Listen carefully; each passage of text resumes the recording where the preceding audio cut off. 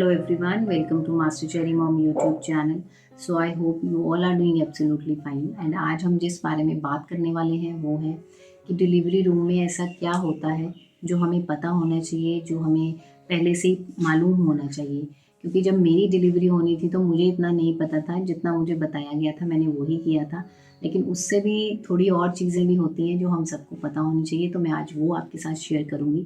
तो वीडियो को स्टार्ट करने से पहले चैनल को सब्सक्राइब कीजिए, वीडियोस को लाइक करिए एंड शेयर करिए। कोई भी आपका डाउट है तो आप मुझे कमेंट सेक्शन में पूछ सकते हैं। चलिए स्टार्ट करते हैं आज की वीडियो की डिलीवरी रूम की ऐसी कौन सी बातें हैं जो हमें पता होनी चाहिए या फिर ऐसे कौन से सीक्रेट्स होते हैं। तो देखिए, जब हमारी डिलीवरी होने वाली होती है, 9 मंथ्स की प्रेगनेंसी है, 9th मंथ जैसे ही स्टार्ट होता है तो डॉक्टर्स जो हैं वो हमें कहते हैं कि कभी भी डिलीवरी हो सकती है। वो अल्ट्रासाउंड की रिपोर्ट देख के हमें बता देते हैं, है ना। तो उस टाइम पे हमें कुछ चीज़ें तो डॉक्टर्स अच्छे से बता देते हैं कि ये होना चाहिए, लेकिन कुछ चीज़ें मैं आपको बताती हूँ कि और क्या क्या होता है अंदर जो आपके साथ लेबर रूम में किया जाता है या फिर होता है, ठीक है। कैसे कैसे हमें गाइड किया जाता है वहाँ पे। तो सबसे पहली चीज़ जो आपने करनी है, जब आपको पता है कि आपकी डिलीवरी डेट ये है, तो आप उस डिलीवरी डेट से पहले ही 4 to 5 डेज़ पहले या फिर हफ्ता पहले ही सबसे पहली चीज़ आपने क्या करनी है कि जो हमारा वेजाइनल एरिया होता है, लो हमारा प्राइवेट एरिया होता है, वहाँ पे जो हेयर्स होते हैं उनको आपने कट कर लेना है, ठीक है। सीज़र से कट कर लीजिए। क्योंकि क्या होता है कि अगर आप नहीं भी कट करेंगे कोई इश्यू नहीं आएगा, कोई प्रॉब्लम नहीं है।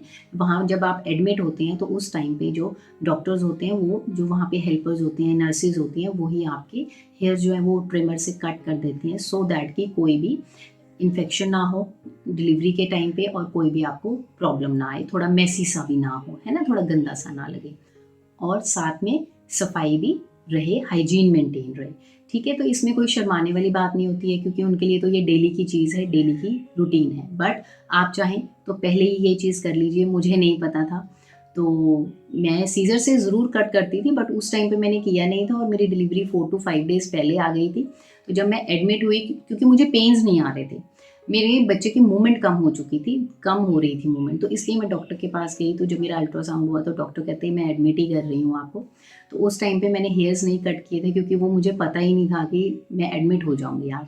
तो उन्होंने क्या किया, उन्होंने बाद में मेरा चेंज करवाया और उसके बाद उन्होंने ट्रिमर से मेरे हेयर्स कट कर दिए, ताकि हाइजीन भी रहे, कोई इन्फेक्शन ना हो और नॉर्मल चीज़ थी उनके लिए, कोई शर्माने वाली बात नहीं है। तो आप भी मत शर्माइए अगर आपने नहीं भी कट किए होंगे, ठीक है।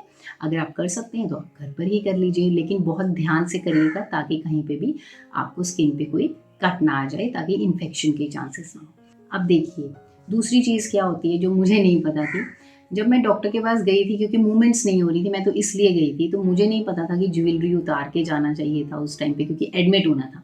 तो अगर आपको पता है कि आपको एडमिट होना है तो प्लीज़ आप अपनी ज्वेलरी जो है पहले ही घर में रिमूव करके आइए। जैसे कोई बैंगल्स पहनी है, रिंग्स पहनी है, इयररिंग्स पहनी है, नोज पिन पहनी है, तो इनको रिमूव करके आइए। क्योंकि जब ऑपरेशन थिएटर में हमें लेके जाते हैं या फिर लेबर रूम जिसे हम कहते हैं कि वहाँ पे होते हैं, तो उस टाइम पे जो कोई भी ऐसी चीज़ हमारी बॉडी पे नहीं होनी चाहिए, हम एकदम ब्लैंक होने चाहिए, खाली होना चाहिए। हमारे हाथ पैर और उंगलियाँ, नोज पिन, इयररिंग्स नहीं होने चाहिए। तो आप भी ये चीज़ ज़रूर करके जाइएगा, ठीक है। क्योंकि ज्वेलरी होती है उसको घर में ही संभाल के रख लीजिए, क्योंकि वहाँ पे कोई जो आपके साथ भी होते हैं, हमारी फैमिली हमारे साथ होती है, सबको एक डर भी होता है, सब नर्वस भी होते हैं, बच्चे का भी होता है, खुशी भी होती है। तो उस टाइम पे कुछ पता नहीं चल रहा होता कि हम कौन सी चीज़ कहाँ रख के भूल जाएँ, हमें पता ही नहीं चलेगा और हम परेशान होते रहेंगे।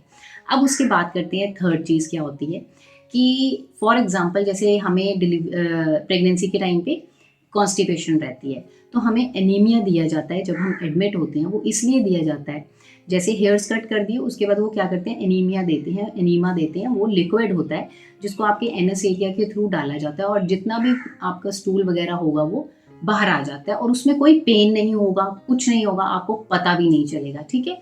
और वो फिर उसको क्लीन भी अपने आप कर देते हैं, आपको उठने भी नहीं देंगे वो, ठीक है। इससे क्या होता है, ताकि जब डिलीवरी का टाइम होता है तो हमें पुश करना होता है बच्चे को बाहर, है ना, थोड़ा जोर लगाना होता है, तो कोई भी प्रॉब्लम ना आए, क्योंकि इसलिए वो पहले से ही क्लीन कर देते हैं ताकि प्रेशर ना पड़े उस टाइम पे, ठीक है। तो जहाँ से हम पॉटी करते हैं, स्टूल पास होता है, वहाँ पे ये एनीमा दिया जाता है, लिक्विड होता है, इसको बस डालते हैं थोड़ा सा और उसके बाद स्टूल जो है अपने आप बाहर आ जाता है।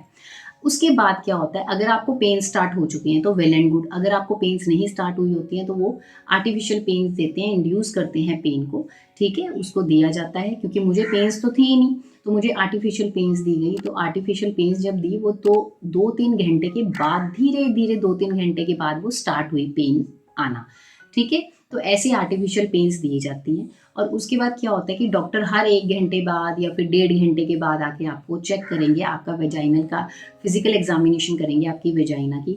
उसको देखेंगे, फिंगर्स इंसर्ट करके देखेंगे कि कितने डायलेटेशन हुई आपकी सर्विक्स की, जो यूट्रस का माउथ होता है, कि 1 सेंटीमीटर खुला है, कि 2 सेंटीमीटर खुल गया है, कि 5 सेंटीमीटर खुल गया है।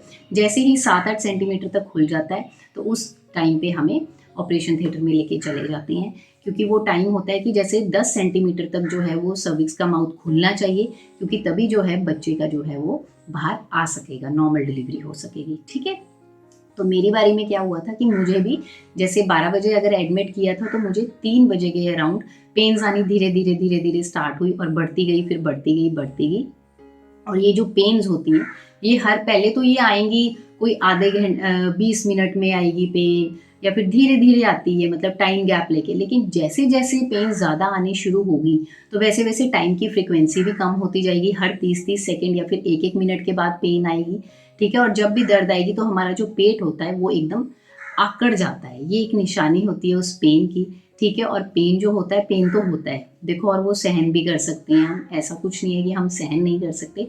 क्योंकि वो अगर दर्द ज़्यादा भी है, वो दर्द हम भूल जाते हैं जब बच्चा हमारी गोद में आता है, हमारे हाथों में आता है, ठीक है। तो ये जो पेन है, ये फिर बहुत जल्दी जल्दी आना शुरू होती है। तो डॉक्टर जो है वो बार बार आके, जैसे मैंने आपको बताया, वो हमारी वेजाइना का फिजिकल एग्जामिनेशन करते हैं। वो देखते हैं कि डायलेटेशन हुई कि नहीं हुई, और कितनी हुई, और कितना टाइम लगेगा। समटाइम्स क्या होता है कि कईयों का वाटर ब्रोक हो जाता है ना, एमनियोटिक फ्लूइड बाहर आ जाता है, कईयों का नहीं भी आता। तो अगर जिनका नेचुरली नहीं बाहर आता है पानी, तो उसमें क्या करते हैं डॉक्टर, अपनी ही फिंगर्स इंसर्ट करके उस थैली में से पानी बाहर निकाल देते हैं, ठीक है। तो मेरे टाइम पे क्या हुआ था, मेरे टाइम पे एमनियोटिक फ्लूइड नहीं निकला था, वाटर अपने आप बाहर नहीं आया था। डॉक्टर ने फिंगर्स इंसर्ट की थी और उससे पानी जो है वो बाहर निकाल दिया था उन्होंने, कि मतलब फिंगर्स से कर दिया था, उसको बर्स्ट कर दिया, क्रैक कर दिया था, ठीक है। और मुझे कोई पेन नहीं हुई उससे, कोई पेन नहीं हुआ, मुझे फील नहीं हुई उस टाइम पे पेन। मुझे पेन जो फील हुई वो हुई थी डिलीवरी की, जो पेन्स आ रही थी, बार बार पेन्स आ रही थी। 12 बजे एडमिट होने के बाद जो असली पेन स्टार्ट हुई थी वो मुझे हुई थी 6 बजे के बाद। मतलब ऐसा लग रहा था कि बस जान निकल रही है। बट वो टाइम भी होता है, लेकिन उसके बाद का टाइम, जैसे मैंने आपको बताया, जब बच्चा आता है तो हमें सब दर्द भूल जाता है, ठीक है। उसके बाद क्या होता है कि आपको जब पता चल जाएगा कि हाँ, जैसे मेरे केस में ये हुआ था कि जो बच्चा था उसका सर दिखना शुरू हो गया था, तो जो नर्सेस थे वो काफ़ी एक्सपीरियंस थे, मैम जो मेरे साथ थे, उन्होंने डॉक्टर को बोला कि हेड तो विजिबल हो गया, सर दिख रहा है। तो उसके बाद वो मुझे ऑपरेशन थिएटर में ले गए, और वहाँ पे जाके मेरी गायनेक थे और 2 नर्सेस थे, ठीक है। तो उन्होंने, मेरे गायनेक ने बोला कि जैसे मैं बोलूँगी आपने वैसे ही करना है, ठीक है। तो वो घड़ी की तरफ देखते थे कि अब दर्द आने वाली है इसको, तो वो मुझे कहते थे कि जब हाँ मैं बोलूँगी आपको कि तब ज़ोर लगाना है, पुश करना है। तो एक नर्स जो थी वो मेरे एक पास यहाँ पे आके खड़े हो गए, और दूसरे जो थे वो भी डॉक्टर के साथ ही थे, और डॉक्टर एकदम मेरे वेजाइनल एरिया के सामने बैठे हुए थे। मुझे लेटाया गया था, ठीक है, मैं लेटी हुई थी, और मेरी जो लेग्स थी वो ऐसे ऐसे करके रख दी गई थी, ऐसे ऐसे चौड़ी करके, ठीक है। क्योंकि वेजाइनल एरिया के थ्रू ही बच्चे ने बाहर आना था।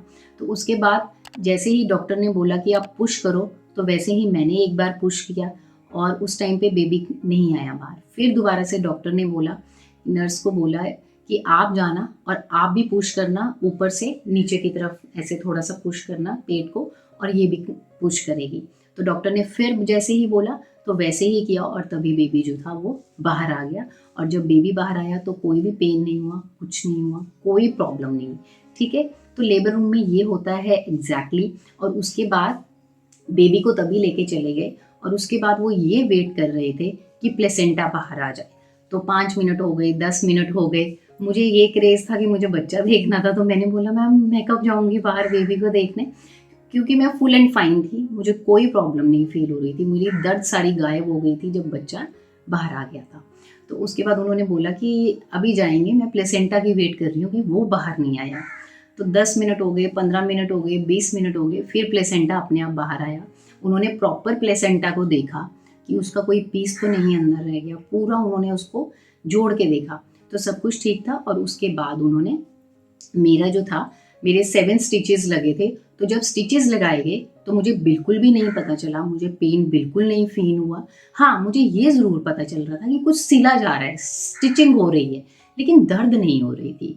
और उसके बाद मेरी गायनेक ने मुझे बोला कि ये वाटर डिज़ोल्विंग होते हैं, स्टिचेस जो होते हैं अपने आप ही पानी में घुल जाएंगे हफ्ते के बाद, कोई घबराने वाली बात नहीं है। जब हमारी नॉर्मल डिलीवरी होती है तो स्टिचेस लगते हैं। ऐसा नहीं होता है कि स्टिचेस बहुत ज़्यादा लगते हैं, नहीं।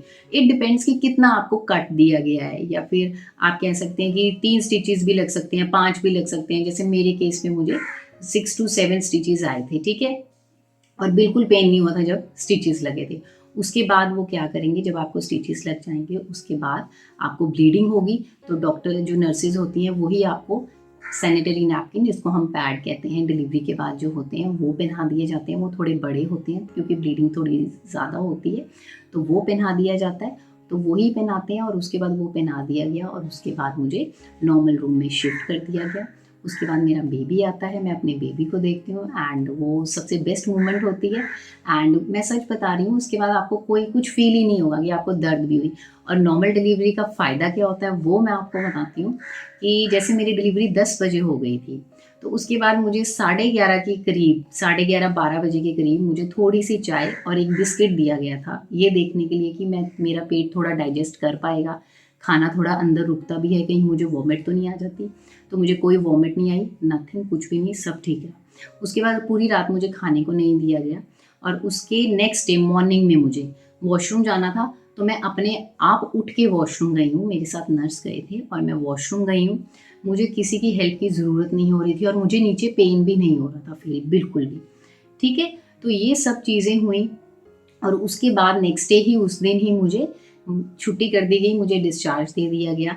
मुझे एंटीबायोटिक लिखी गई 5 डेज़ की और साथ में पेन किलर भी दिया गया और क्रीम दी गई नीचे जहाँ पे स्टिचेस लगे हैं वहाँ पे लगाने के लिए। और नहाने से मुझे कोई मनाही नहीं थी, कुछ नहीं था।